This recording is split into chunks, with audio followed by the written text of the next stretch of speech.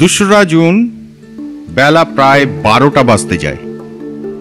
জজিলার zero পয়েন্টে এসে পৌঁছেছি। জজিলা টপ মনে হয় এই জায়গাটার একটু পূর্বে, যা একটু আগে পেরিয়ে এসেছি। দলের বাকিদের খবর জানি না। বেশ একটা ধন্দে পড়ে গেছি, ওদের সাথে যোগাযোগ করতে পারছি না। আমি এখানে বসে এক পেয়ালা চায়ে আরামে চুমুক দিচ্ছি। রাস্তার ধকলটা খুব একটা কম ছিল না। এই জায়গাটা খুব সুন্দর, চারপাশে সবুজ, একটু আধটু বরফ দেখা যাচ্ছে আশপাশে। সামনেই একটা গ্লেশিয়ার, সেখানে প্রচুর লোক বরফের মজা নিতে জড়ো হয়েছে। বরফের উপর হাঁটা, স্নো স্কুটারে চেপে ঘোরা, হাতে ঠেলা স্লেজে চাপার মতো বিভিন্ন ক্রিয়াকলাপ চলছে। আমরা এখন জজিলা পাশে। দেবাংশুরা প্রায় 1:15 এই জজিলা জিরো পয়েন্টে পৌঁছেছে। দলে উধমপুর থেকে যোগ দেওয়া সুব্রত বসাক হোন্ডা SP 125 নিয়ে এসেছে। স্বভাবতই চড়াই উঠতে তার সময় একটু বেশি লেগে গিয়েছে, তবে এই কঠিন পথ তো অতিক্রম করেছে, এটা একটা বড় কৃতিত্ব। জজিলা টপ, এই নিয়ে আমি 3বার এই টপে এলাম।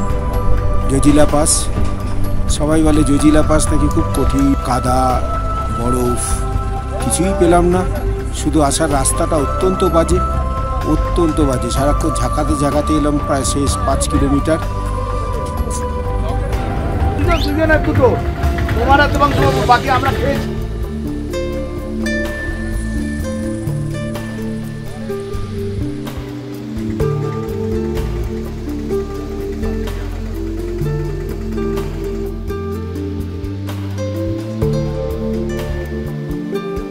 দেবাংশু এখানে ড্রোন উড়িয়েছে।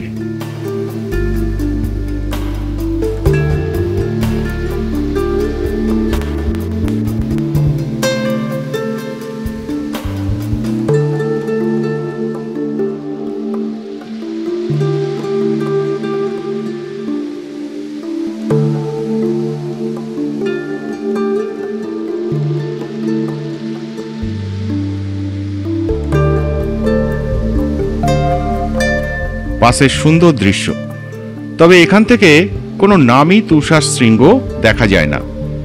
অন্যান্য নামী পাশের তুলনায় জজিলার দৃশ্যটা একটু নিরেশি বলা চলে।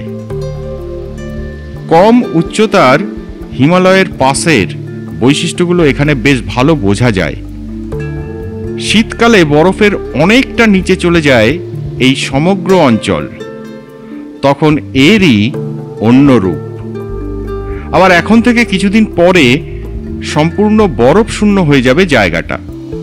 তখন সবুজ মখমলের মতো ঘাসে মোড়া এই অঞ্চলে ভেড়া বকরিদের ভিড়।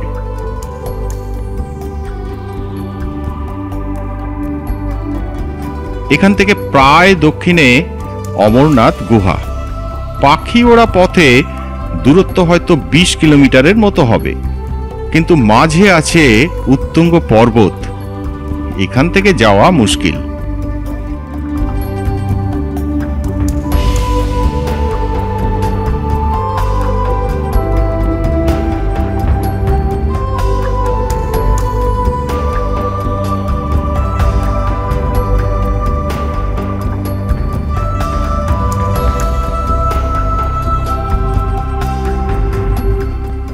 এখন এখানে ভিড়টা বেশ বেড়ে গেছে।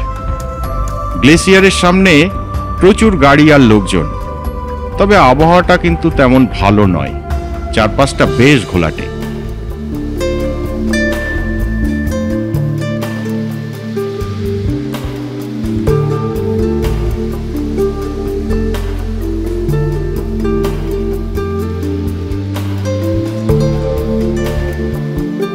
জিরো পয়েন্ট চিহ্নিত করা ফলকে পাশের উচ্চতা লেখা আছে 11,649 ফুট। তবে জজিলার স্বীকৃত উচ্চতা কিন্তু 11,575 ফুট। 12টা নাগাদ আমি এখান থেকে বেরিয়ে যাচ্ছি। এখানে ফলকের ডান পাশ দিয়ে নিচে চারণভূমিতে প্রচুর ভেড়া চড়তে দেখা যাচ্ছে। পাশের এই দিকের রাস্তাটা সম্পূর্ণ নষ্ট হয়ে গেছে, নতুন করে তৈরি হচ্ছে। এপাশে বরফ অনেক বেশি থাকে, তাই রাস্তার ক্ষতিটাও অনেক বেশি হয়।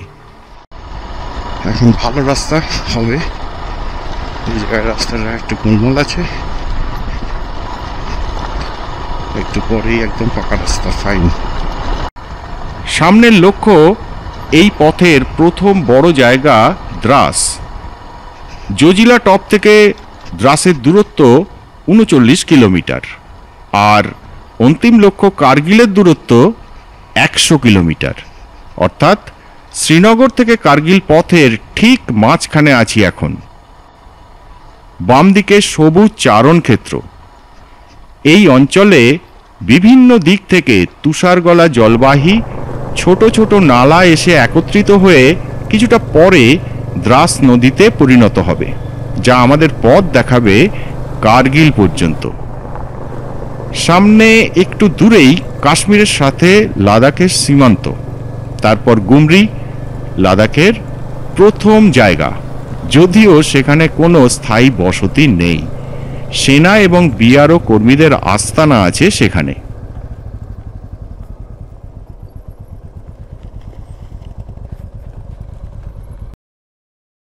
আমরা লাদাখে প্রবেশ করছি, সামনেই সাইনবোর্ড। গুমরি এসে প্রথমেই পথের বাঁ দিকে জজিলা যুদ্ধ স্মারক চোখে পড়ে। ১৯৪৮ সালে পাক হানাদারদের সাথে ভারতীয় সেনার চমকপ্রদ যুদ্ধের স্মরণে এই যুদ্ধ স্মারক তৈরি হয়েছে। ওই যুদ্ধে এখানে ভারতীয় সেনা ট্যাঙ্ক তুলে এনে শত্রুদের চমকে দিয়েছিল। আকাশটা তেমন পরিষ্কার নয়, তবে আশপাশে চমৎকার দৃশ্য। পথের পাশে ইতিউতি বরফের অস্তিত্ব, কয়েকদিনের মধ্যে এগুলোও গলে যাবে। সবে ঘাস গজাচ্ছে, সবুজ বাড়বে। বামে দ্রাস নদীর চেহারা সুস্পষ্ট হয়েছে।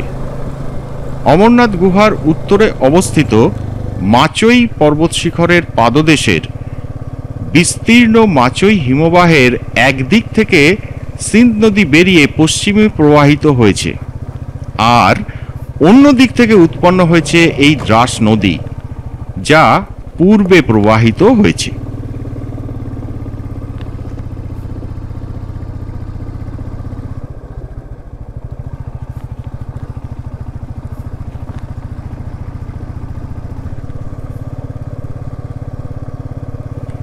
আশা করেছিলাম ভালো পিচ রাস্তা পাবো। পিচ রাস্তা এসেছে, তবে অনেক জায়গায় অবস্থা কিন্তু বেশ খারাপ। জজিলার পূর্বে উচ্চ মালভূমি, রাস্তা প্রায় নামেই না, বরং এখানে ধীরে ধীরে উঠছে।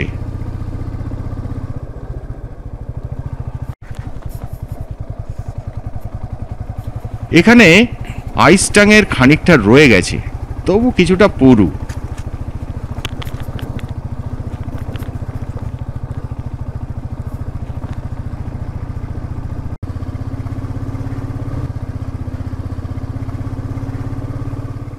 সম্পূর্ণ জনমানবহীন এলাকা দিয়ে চলেছি। রাস্তা খুব ভালো না হলেও চলার উপযুক্ত।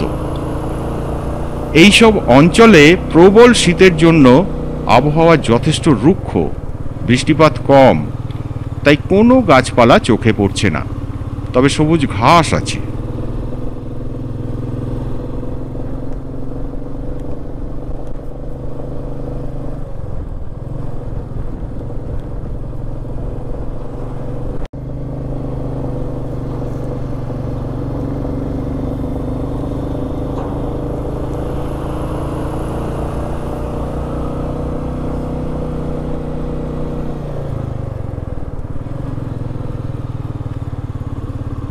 রাস্তার পাশের রেলিংগুলো বরফের চাপে দুমড়ে মুচড়ে গেছে। সামনেই অস্থায়ী বসতির ইশারা। এই জায়গাটা মিনামার্গ। জজিলা টানেলের পূর্ব প্রান্তটা এর কাছেই হবে। এখানে লাদাখে প্রবেশের চেকপোস্ট রয়েছে। নিজের আর বাহনের তথ্য নথিভুক্ত করতে হয়।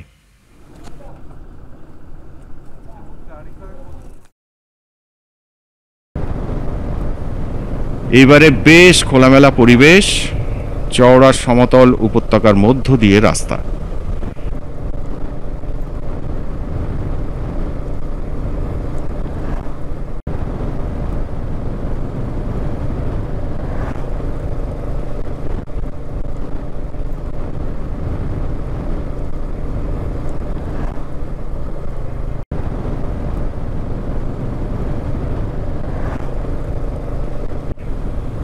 সামনে এই পথে লাদাখের প্রথম জনপদ মাতায়েন।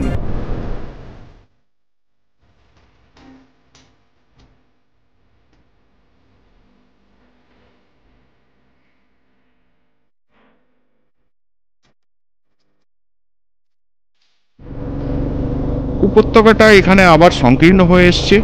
রাস্তার ডান পাশে দ্রাস নদী, জলের রংটা দেখুন কি সুন্দর। এখান থেকে দ্রাস শহর 10 কিলোমিটার দূরে। এইসব জায়গা কিন্তু ভারত পাক নিয়ন্ত্রণ রেখা অর্থাৎ এলওসির খুব কাছে। 1948 সালে পাক হানাদাররা এইসব এলাকা দখল করে নিয়েছিল। অপারেশন বাইসনের মাধ্যমে ভারতীয় সেনা পরে এলাকাটা দখলমুক্ত করেছিল। আবার 1999 সালে এই অঞ্চলে পাক অনুপ্রবেশ ঘটে, যার ফলশ্রুতি হলো কার্গিল যুদ্ধ। সেই যুদ্ধের এলাকা দিয়েই আমরা যাচ্ছি। এই সব জায়গায় পাকিস্তানের গোলাগুলি এসে পড়তো প্রায়। এই হলো দ্রাস শহর। লাদাখের প্রবেশদ্বার বলা হয় দ্রাসকে। মোটামুটি বড় শহর, থাকা খাওয়ার জায়গা আছে। দেবাংশুরা 3:15 দ্রাসে পৌঁছায়। দ্রাসের খ্যাতি ভারতের শীতলতম জনবসতি হিসাবে। শীতে দ্রাস শহর কার্যত জমে যায়। অবস্থানগত কারণে তীব্র শীতল হাওয়া উত্তর থেকে বয়ে আসে দ্রাস উপত্যকায়, তাই জমাট ঠান্ডা এখানে। দ্রাসের উচ্চতা মোটামুটি 11,000 ফুট। বালতি ভাষায় দ্রাস শব্দের অর্থ নরক। সত্যি শীতে নাকি দ্রাসের অবস্থা হয় নরকের মতো। এখানে নাকি একবার উষ্ণতা -58 ডিগ্রি সেলসিয়াসে নেমে এসেছিল। তবে সাধারণত শীতে এখানে গড় উষ্ণতা -25 ডিগ্রি সেলসিয়াসের আশপাশেই থাকে। আগে এই দ্রাস অঞ্চল বালতিস্তানের অন্তর্গত ছিল। দ্রাসের আশপাশের বিভিন্ন এলাকা কার্গিল যুদ্ধের সময় আমাদের সকলের পরিচিত হয়ে উঠেছিল সংবাদ মাধ্যমের কল্যাণে। টোলোলিং, টাইগার হিল, মাস্কো উপত্যকার নাম তখন অহরহ শোনা যেত। মরণপণ যুদ্ধের সাক্ষী এইসব অঞ্চল, কিন্তু এখন সবই শান্তিপূর্ণ এলাকা।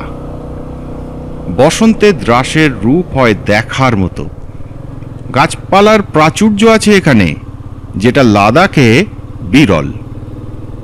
এখানে আশপাশে বিভিন্ন জায়গা পর্যটন স্থল হিসাবে পরিচিতি পাচ্ছে। একটা দিন এখানে থাকলে দ্রাস উপত্যকার সৌন্দর্যটা উপভোগ করা যেত, কিন্তু তা তো হওয়ার নয়। দ্রাসের শহর এলাকা ছেড়ে এবার কার্গিলের দিকে এগোচ্ছে পথ। এখান থেকে দূরত্ব 60 কিলোমিটার। সামনে 7 কিলোমিটার অর্থাৎ 7 কিলোমিটার দূরে দ্রাস বা কার্গিল যুদ্ধ স্মারক।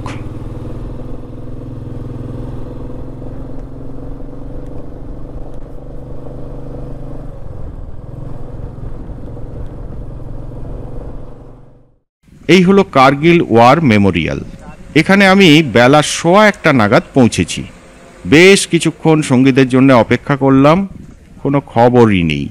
স্মারকের ঠিক পিছনেই টোলোলিং পাহাড়, যেখানে কার্গিল যুদ্ধের এক স্মরণীয় অধ্যায় রচিত হয়েছিল ভারতীয় সেনার শৌর্যদীপ্ত সংগ্রামের মাধ্যমে।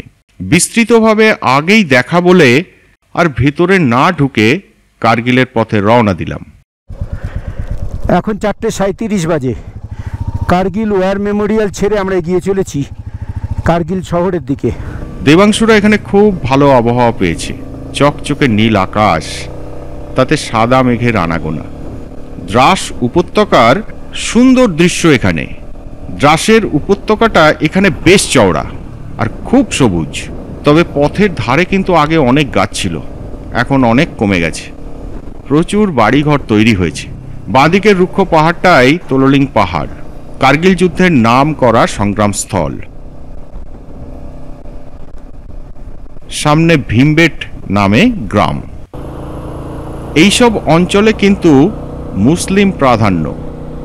মসজিদ চোখে পড়ে, কোনো গোম্পা বা গুরুদুয়ারা বা মন্দির দেখাই যায় না।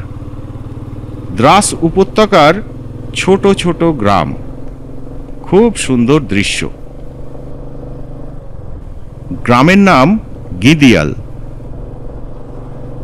কি অসাধারণ সবুজ, রাস্তার দুপাশে সুন্দর গাছের সারি। এই দৃশ্য কিন্তু এ পথে বিরল। এখানে মূলত সিন্না ও বালতি উপজাতীয় মানুষজনের বাস। আগে জনবসতি খুব কম থাকলেও এখন কিন্তু বাড়ছে। এই গ্রামের নাম চৌকিয়াল। কয়েকটা ঘরবাড়ি, কিছু চাষের জমি, এরই নাম এখানে হচ্ছে গ্রাম।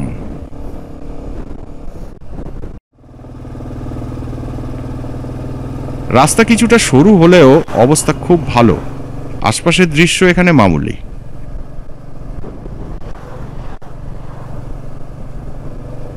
ডান পাশে দ্রাস নদী।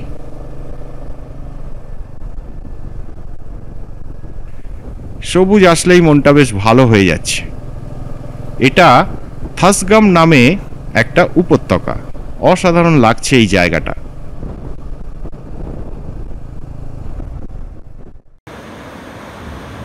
এটা দ্রাস নদী, সেই জজিলার কিছু পর থেকে আমাদের সঙ্গী। এখানে একেবারে পথের পাশে এসে গেছে।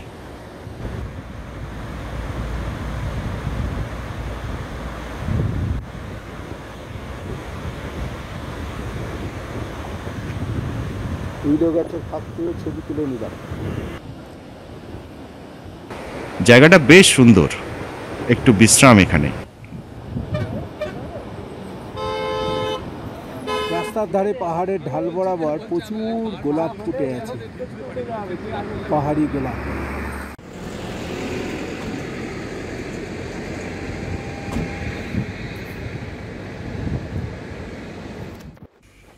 পথের পাশে বুনো গোলাপের ঝাড়, বেশ বড় এলাকা জুড়ে আপনা থেকেই হয়ে আছে।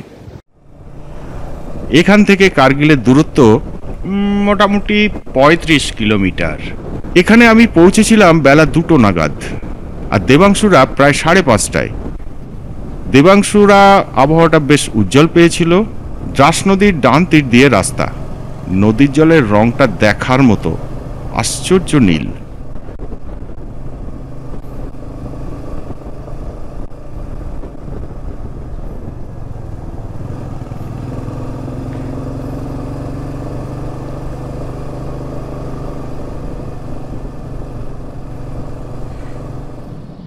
এখান থেকে কার্গিলের দূরত্ব ৩১ কিলোমিটার।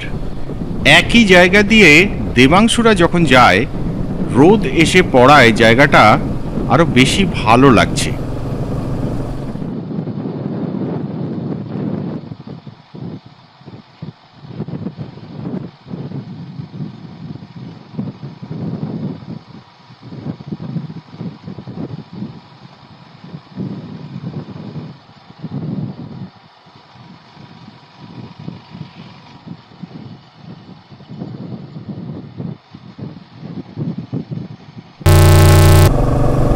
আমরা আর কার্গিল থেকে মাত্র 25 কিলোমিটার দূরে।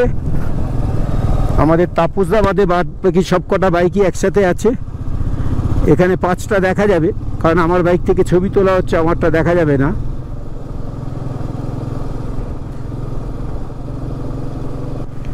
সামনে কাকসার, যেখানে বালতিস্তান থেকে আসা সিংহ নদী দ্রাস নদীতে মিশেছে। কাকসারের নাম কার্গিল যুদ্ধের সুবাদে আমরা শুনেছি। ওখানেই প্রথম পাক অনুপ্রবেশের কথা ভারতীয় সেনা জানতে পেরেছিল। পরে লড়াইও হয়, তাদের হটিয়ে দিতে সক্ষম হয়েছিল ভারতীয় সেনা। এখান থেকে কার্গিল আর 16 কিলোমিটার। দুপাশের খাড়া পাহাড়ের মধ্য দিয়ে বয়ে চলেছে দ্রাস নদী। বিস্তার কম, তবে অসাধারণ জলের রং।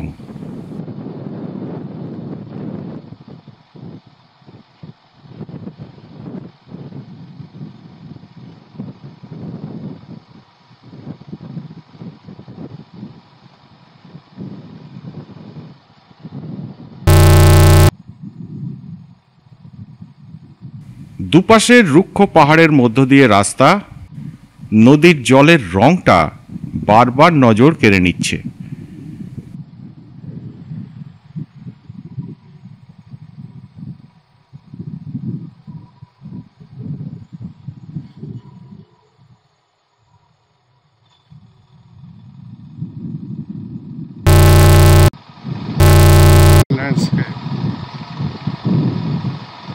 পাহাড়ের অবস্থা খুব খারাপ, ঝুড়ো পাহাড়, মাটি আর বোল্ডারে ভর্তি। ধস নামার জন্য একদম আদর্শ। প্রায় ধস নামে এখানে, রাস্তা বন্ধ হয়। গতবার আমাদের এখানে একবার এরকম হয়েছিল, বড় পাথর পুরো রাস্তা বন্ধ হয়ে গেছিল।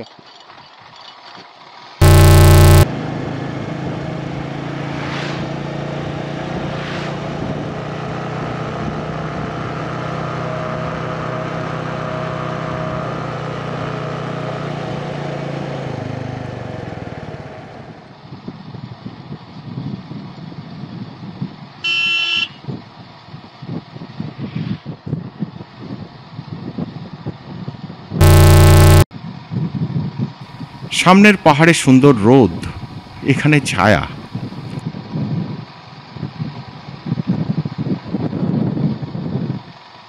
এখান থেকে কার্গিল শহর 14 কিলোমিটার।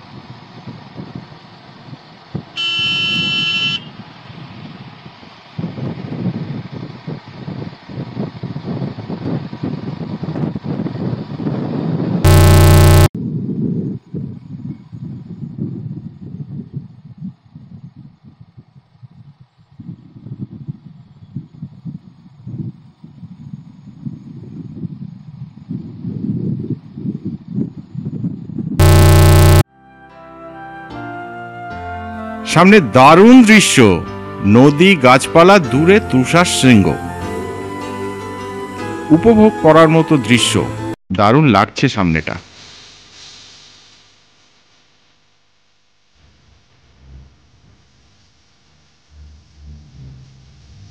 এই জায়গাটার নাম চানিগুন্ড, বেশ সবুজ বসতি এলাকা।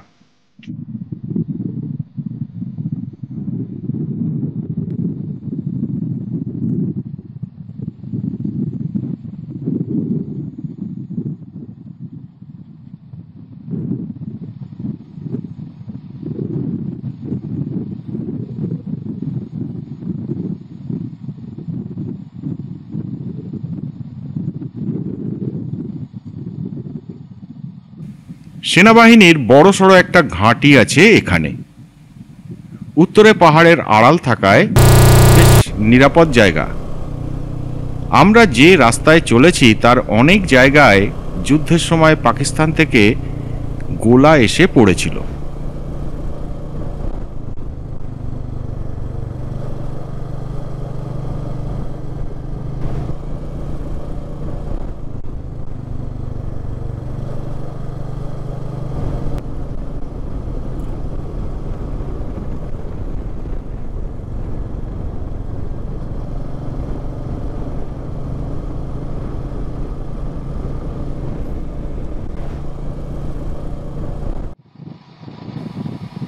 চমৎকার এই জায়গাটা, নাম হরদাস।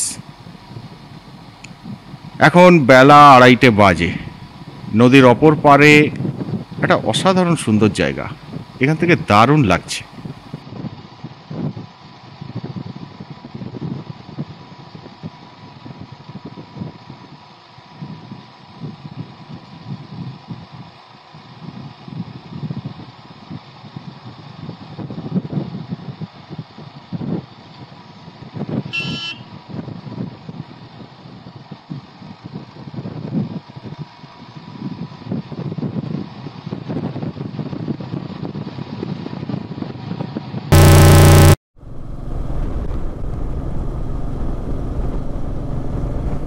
দেবাংশুরা এই জায়গায় পৌঁছালো 6টায়, তবে আলোটা পেয়েছে দারুণ। জায়গাটার রূপ বেশ খোলতাই হয়েছে।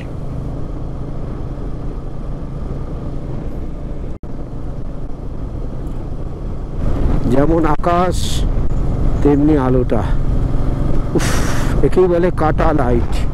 মানে যে লাইটে ছবি যে কোনো ক্যামেরায় ভালো উঠবে, যে কোনো ফটোগ্রাফারের হাতে ভালো উঠবে। উফ, ফাটাফাটি ফাটাফাটি।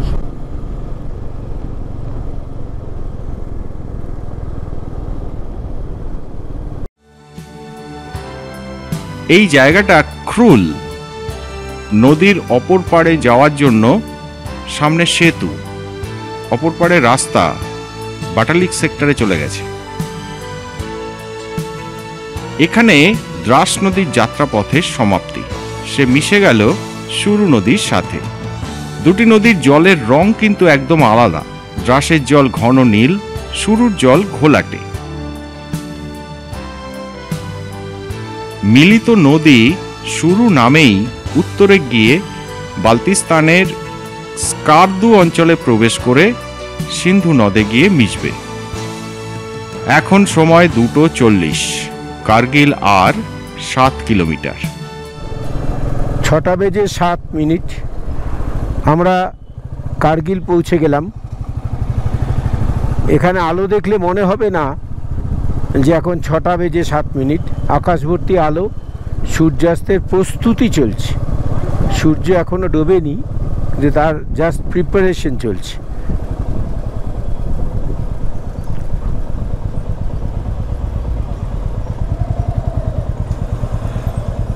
পাহাড়ের নিরিখে কার্গিল কিন্তু বেশ বড় শহর, রাস্তা সংকীর্ণ। তবে এখন একমুখী যান চলাচল হওয়ায় জ্যাম কিছুটা কমেছে। আমি বেলা 3টে নাগাদ কার্গিল পৌঁছে বাসস্ট্যান্ডের কাছে একটা চকে অপেক্ষা করছি বাকিদের জন্য। একজনের কাছ থেকে ফোন ধার করে তাদের সঙ্গে যোগাযোগ করে জেনেছি তারা অনেকটা পিছনে রয়ে গেছে। আমি একটা ভুল ধারণার বশবর্তী হয়েছিলাম যে তারা আমাকে ছাড়িয়ে এগিয়ে গেছে। যাই হোক, আবার সবাই একত্রিত হয়ে হোটেলে পৌঁছে গেছি সন্ধ্যের আগেই। কার্গিল বাসস্ট্যান্ড থেকে প্রায় 8 কিলোমিটার দূরে জাস্কার হাইওয়ের উপর দ্য হাইওয়ে ইনে উঠেছি আমরা। বেশ সুন্দর হোটেল, ভালো ব্যবস্থাপনা। এখানে খাওয়া দাওয়া চলছে। রাতের খাবার আলু মটর আর আলু গোবি, তার সাথে রুটি, এবং সর্বোপরি সারাদিনের ড্রাইভিংয়ে। এমনি তরকারিটা, সবজিটা বেশ টেস্টি হয়েছে।